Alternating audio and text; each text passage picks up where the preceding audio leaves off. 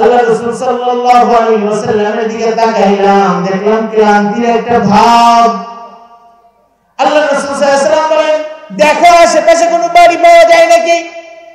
আল্লাহ রাসূল সাল্লাল্লাহু আলাইহি ওয়াসাল্লাম যখন এই কথা বলছেন, আবু বকর বলেন, আমি অত্যন্ত পেরেশান হয়ে গেলাম।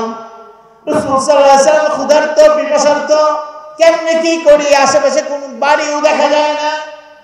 10 কদম সামনে আগাইছি, তাকে দেখি এখন একটা কুড়ে ঘর দেখা যায়। সুবহানাল্লাহ।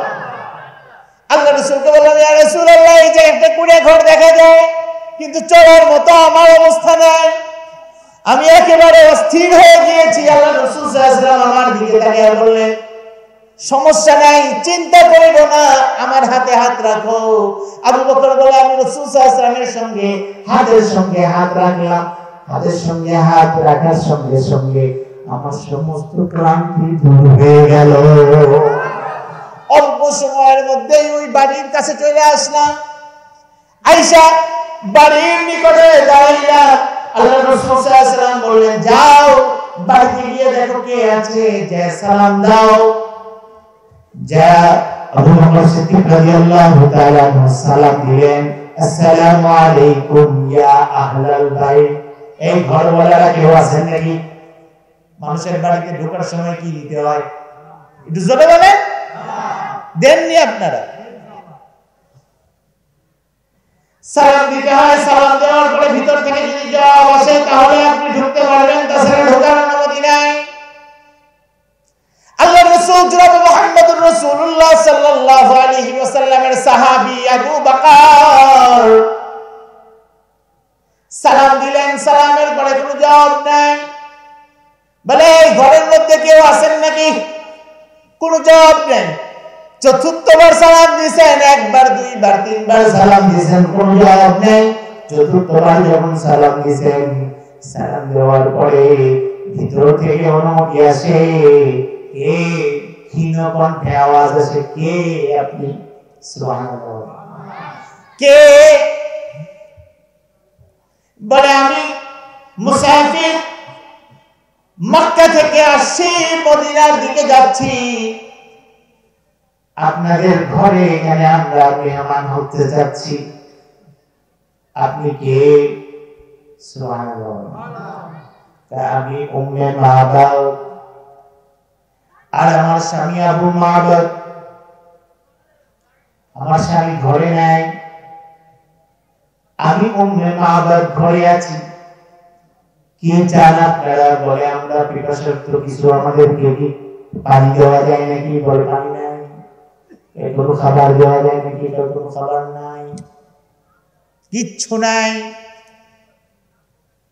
আমাদের এখানে পানি নাই, খাবার নাই। বলে, তাই নাকি?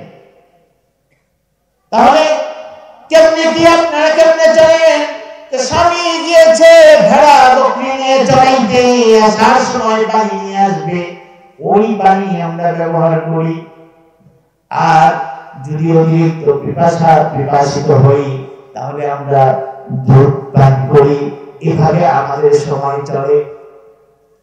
আমার প্রিয় ভাইরা, আবু বকর সিদ্দিক রাদিয়াল্লাহু তাআলা আনহু এই কথাগুলো যখন শুনলেন, আল্লাহ রাসূল সাল্লাল্লাহু আলাইহি ওয়াসাল্লামের কাছে এসে বললেন, ইয়া রাসূলুল্লাহ, এই হলো অবস্থা, একদম গরীব, এদের ঘরের মধ্যে কোনো মেহমানদারি করার কোনো ব্যবস্থা নাই। আল্লাহ রাসূল সাল্লাল্লাহু আলাইহি ওয়াসাল্লাম বলেন, ওই যে একটা ছাগল দেখা যায়,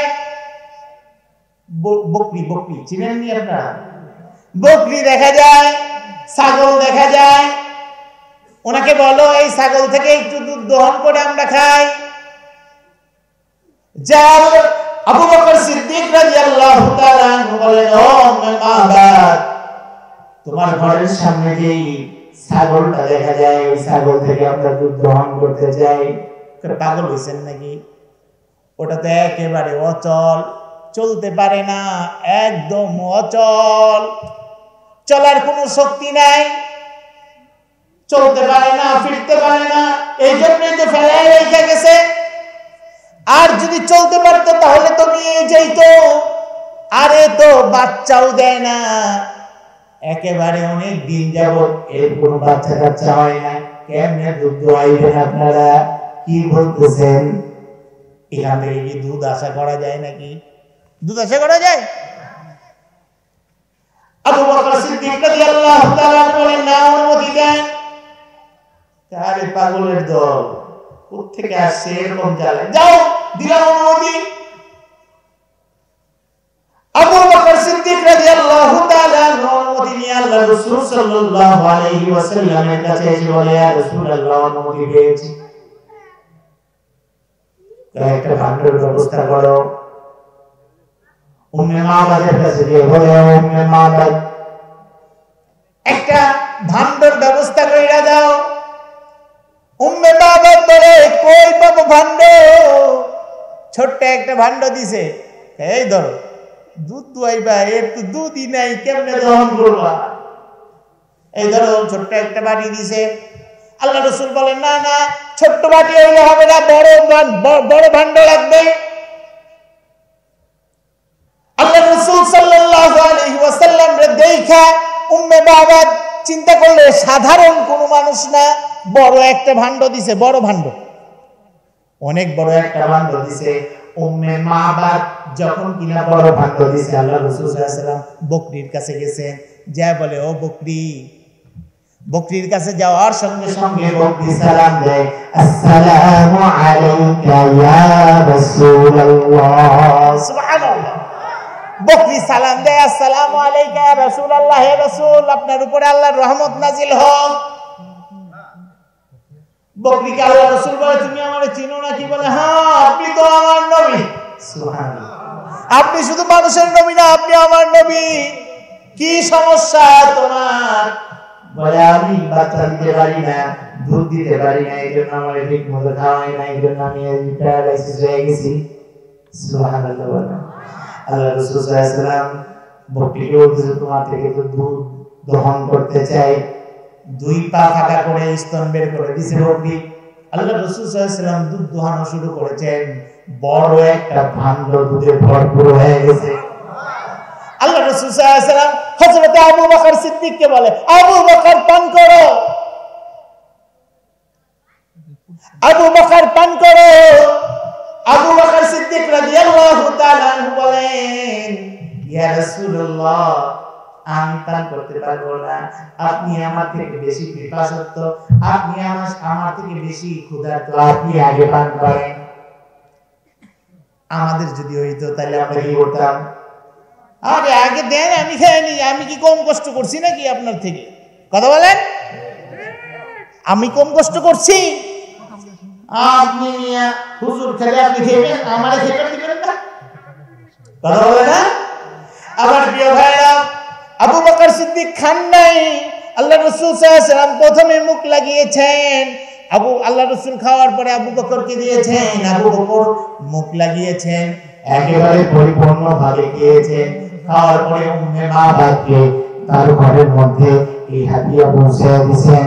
উম্মে মাবাদ যখন কিনা আল্লাহ রাসূল সাল্লাল্লাহু আলাইহি ওয়াসাল্লাম চলে যাইতেছে, আল্লাহ রাসূল সাল্লাল্লাহু আলাইহি ওয়াসাল্লাম যখন চলে যায়, উম্মে মাবাদের কাছ থেকে বিদায় নিয়ে উম্মে মাবাদ ঘর থেকে বের হয়ে আসে, বলে, ও বরকতের মেহমান, যায়েন না, সামান্য সময় অপেক্ষা করেন, আর কিছু সময় থেকে যান, আপনারা সাধারণ কোন মেহমান না, চলে গেছে আল্লাহ রাসূল সাল্লাল্লাহু আলাইহি ওয়াসাল্লাম।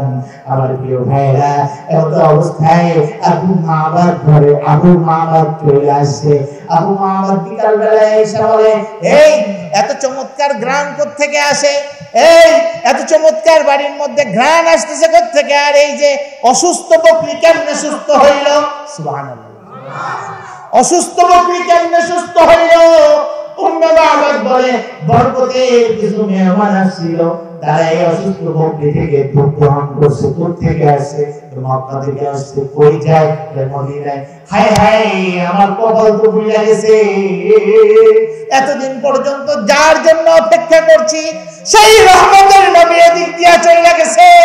আমি বাড়ি ঘর ছাড়ছি শুধুমাত্র মুহাম্মদুর রাসূলুল্লাহ সাল্লাল্লাহু আলাইহি ওয়াসাল্লামের জন্য।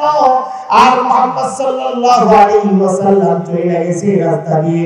হায় হায়, আমার বদনসিব, আর এক সেকেন্ড এখানে দাঁড়ানো যাবে না, বাড়ি ঘর যা আছে তাড়াতাড়ি গাট্টি গোল কর, তাড়াতাড়ি গাট্টি গোল কর, যা আছে তাড়াতাড়ি গাট্টি গোল কর। তাড়াতাড়ি গাট্টি গোল করছে, বলে আর এক সেকেন্ড থাকা যাবে না, বরকতের নবীর সঙ্গে যে দেখা করব, যে দেখা করে তার কাছে কালিমা পড়ে মুসলমান হব।